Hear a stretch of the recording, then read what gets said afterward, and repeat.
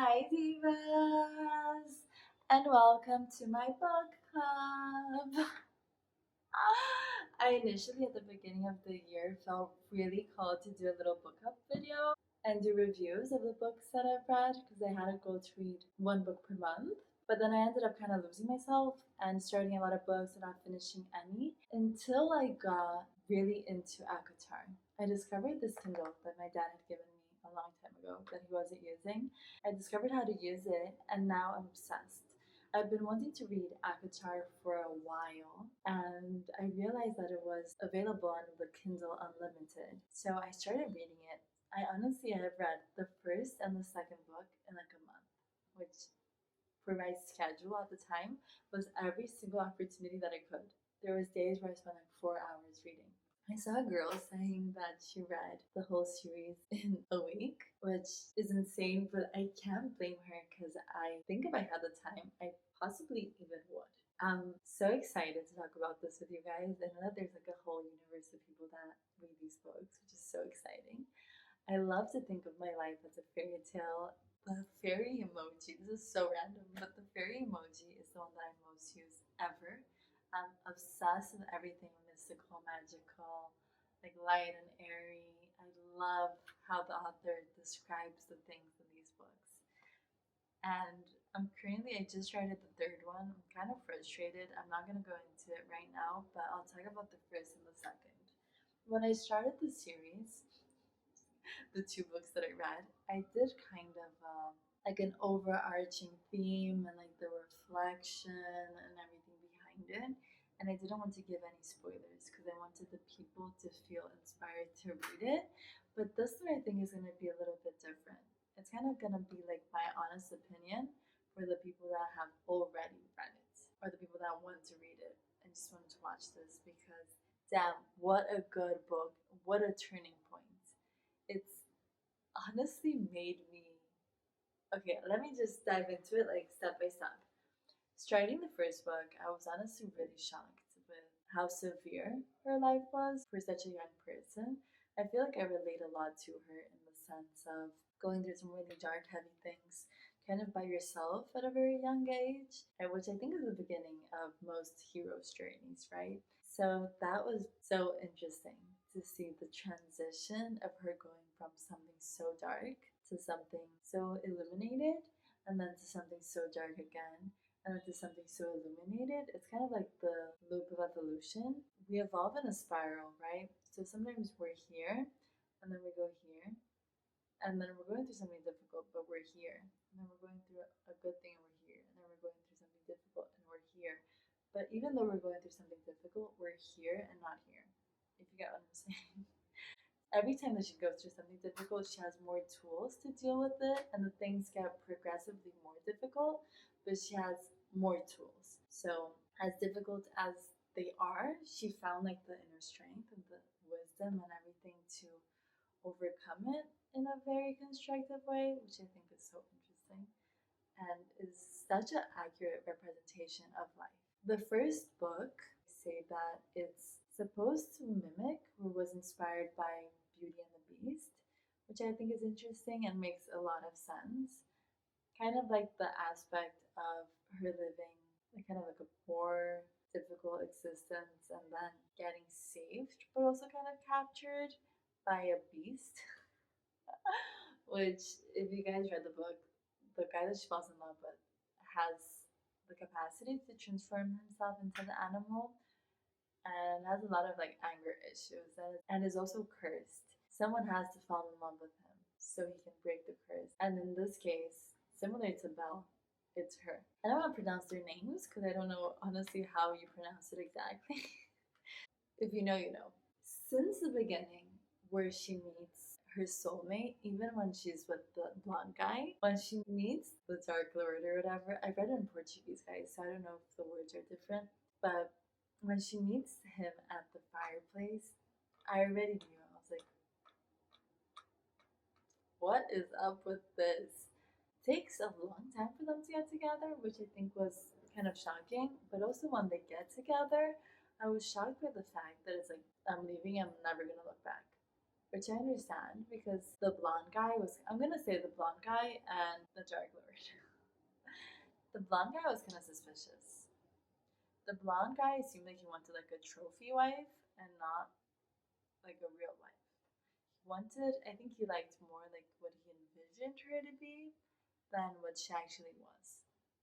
I think a lot of people nowadays get trapped into the illusion of the perfect guy and the perfect situation when actually they're living out the guy's fantasy. They're living out what the guy expects their life to be and not what they want to be living, which is so shocking because it's completely disregarding the fact that we are individuals and our journey deserves to be celebrated and loved and admired, and we deserve to be cheered on and seen for everything that we are and not kept away and told to just handle the mundane, like day to day house things, which is honestly absurd. Like the fact that they don't let her dress herself and they put her in clothes that don't match her style. Like, what torture! Being locked inside of a house like a prison. Like, she literally escaped a prison. The fact that, guys, honestly, this is gonna become like a rant. No, not really, because I love this book, but tamlin or whatever. But the blonde guy, like, for the love of God, why did you sit on that little throne and not do anything?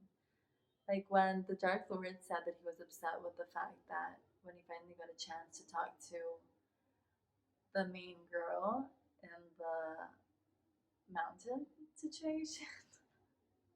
I'm having difficulty because their names are hard to pronounce, and also I read it in Portuguese, so it was all translated. I don't know how much I lost of like the true essence, but the fact that when they finally get to talk to each other when they're in the mountain, and he tries to engage in lustful things and not save her, honestly, I couldn't get behind it. I was just like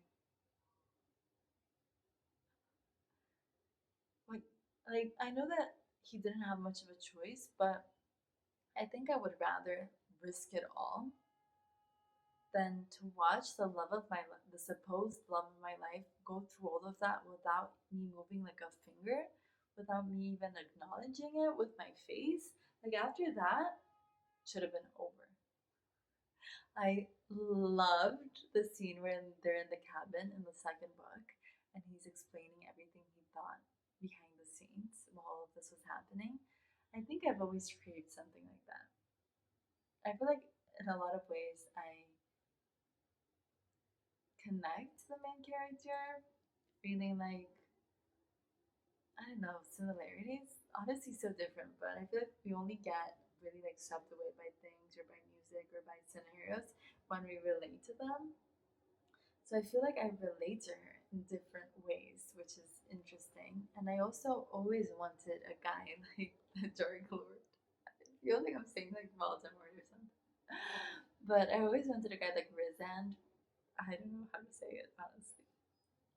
Like the voice in my head knows how to say it, but my throat doesn't know how to say it. But I've always wanted a man that yearns, a man that loved me way before I loved him, a man that would do absolutely everything for me, would risk it all for me, and a man that was madly in love with me for a long time. And then we connected, and I was like, I loved you all along. And he truly did love me all along. I've always wanted to be loved in the dimension that I think she is loved in. And I feel like we all deserve that. And I feel like it will happen for all of us.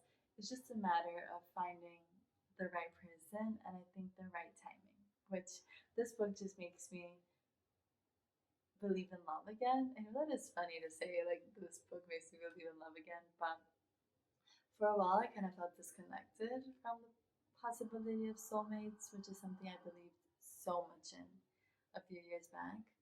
And then I had some experiences that kind of jaded me, and I was like, I don't believe anymore. But lately, I've been starting to believe again.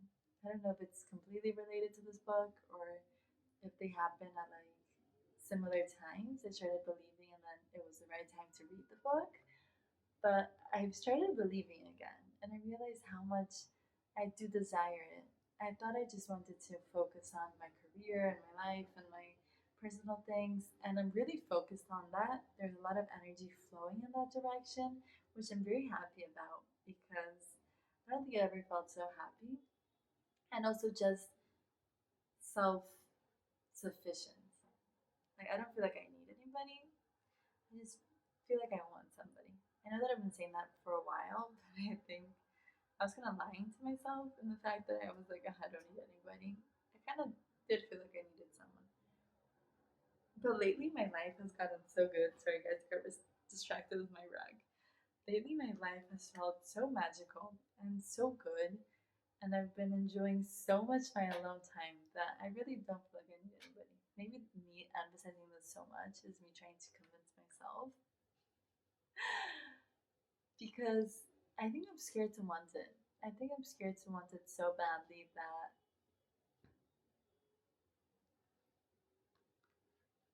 I don't know, that I don't feel complete without it. But I know that isn't true because I want it so badly and I think it's my birthright and I deserve it and I feel like we all deserve a transcendent love, a true unconditional love, to be treated like princesses and queens. And I want it and I'm happy without it, which I think is maybe where I always wanted to get at. Like maybe this was the point all along.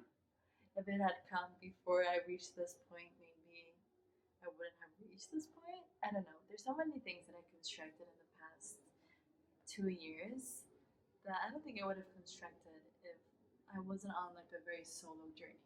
I know that sounds random, but there's so many steps that I took that I honestly just needed my internal voice and it being me and me.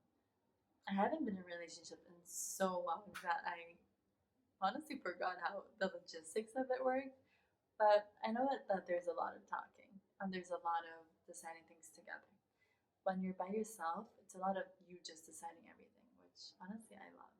And I think was necessary for me to build the correct foundation without anybody interfering with my journey and my connection to the universe. It's kind of just been like me doing it and the universe working with me. And I feel like it was me, someone else, and the universe talking to that person. I think maybe some things would have gotten lost in translation, or the water would have become a little muddy. Do you guys get what I'm saying? Like, does that make sense? Or is that like a hyper independence thing? I don't know. I think it's honestly accurate. And I'm just so excited to find someone that is just like me. I don't know. I just honestly love it so much. Like the second book and their love story and the scenes of them together, the whole perspective. I think the thing that most makes me fall in love with this story is how connected they were the whole time. How they were there for each other even without the connection, even without knowing the profundity of the connection. How he felt called to be with her and respected that, nurtured that, took care of that. Like honestly, that is my dream. I don't know if there's much more I can say, but that is just my dream. I'm obsessed with this book. I can't like now that I'm in the third book, I'm kind of a little bit annoyed because I won't give spoilers, but I'm giving spoilers already. I'm just in the first chapter, so I'm not gonna spoil too much. But I hate that she's back with the other guy. Like I can't accept it. I can't accept it. I hope it doesn't last long. I just need to like get through it. I need to like get through it and like get over it because yesterday I read a little bit of it and then I caught myself going back to the cabin scene and reading it again because I was like, I just want her to be with the guy. I love that the sisters became like fairy beings. I love that they're immortal because I feel like that was the natural progression that maybe things should have gone, even though it was traumatic. Like, don't get me wrong, trauma, but I'm happy for them.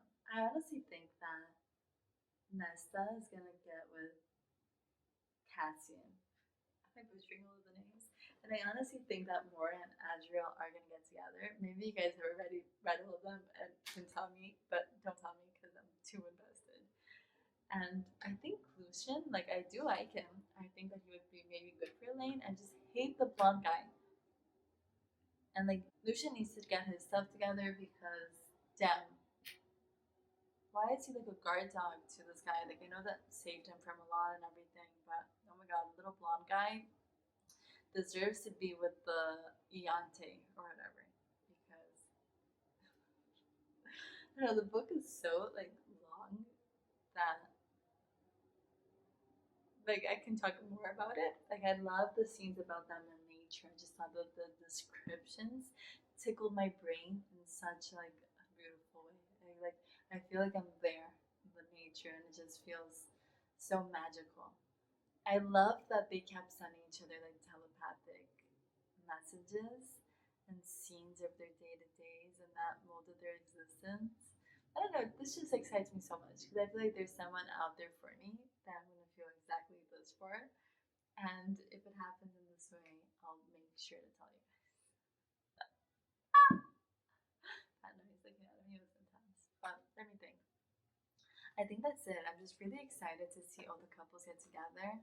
I'm not loving this whole war situation. I'm kind of just like get it over with. Oh my god, like touch that big pot, say the thing they need to say, and like fix all of this because I'm here for the romance. I know that the plot includes the war and everything, but I just want to focus more on the romance. But I think it's just life, right? If everything just worked out in our life, I think it would become mundane and boring. And life as a whole needs its ups and downs, kind of like the hero journey. We need to face the darkness so we can value the light and value the whole cycle.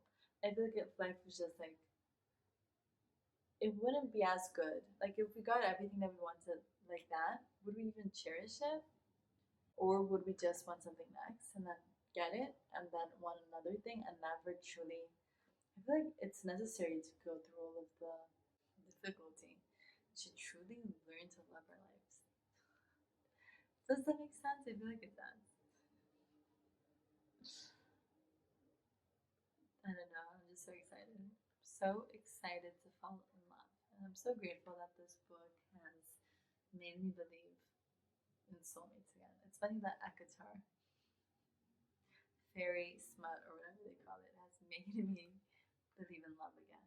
But I do believe. And I just want to, I'm going to manifest it right now for all of us if this is what you want to also. A love that ignites your soul. A love that heals your wounds. A love that is aligned with the essence of your being. Someone made of the same stardust and fairy dust as you. Someone that will take care of you, love you, cherish you, applaud you, help you create a safe environment for you to flourish and never keep you small. A man that is gonna think that you're the most amazing thing that has ever happened, or woman that has ever happened to them and to the universe. Someone that is gonna worship the ground that you walk on, and that would do anything and everything to protect your well being and your safety and to take care of you, and vice versa. Someone that is your equal. Amen. May this kind of love hit us in the face with the biggest intensity ever. May we be swept away by the most amazing, beautiful love story, fairy tale love story ever. Because I think it's okay to believe. Honestly, everything is not supposed to be perfect. It's like I was saying about the hero's journey. It's not all supposed to be like magic, fairy dust, and fairy tales, but at least the love, the feeling has to be magical. And then the rest, the human things, we can deal with. I love you. I'll see you soon. If you like this, don't forget to like and subscribe. I'm gonna be finishing the third book hopefully soon, and then I can contact you guys about it. And I'm gonna finish Atomic Habits hopefully soon also, and then I'll talk to you guys about it also. So, welcome to the book club, Diva. I love you, and I'll see you very soon.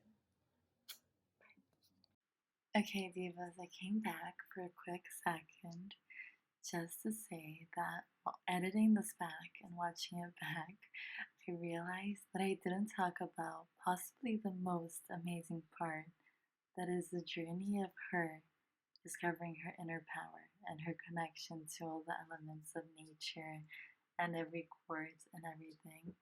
So I would love to come back and talk to you guys about that, which I think is honestly essential. But for now, let's just relish the love for love. And I would also like to apologize for my neighbor's dog that really liked to participate in the video.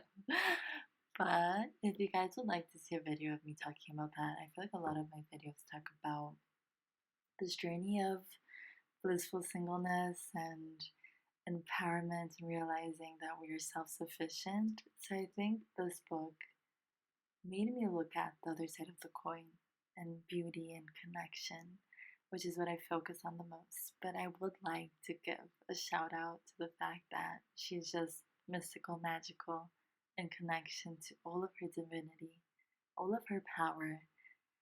And I love the fact that she's connected to all the elements of nature, which is something I'm going to come talk about very soon.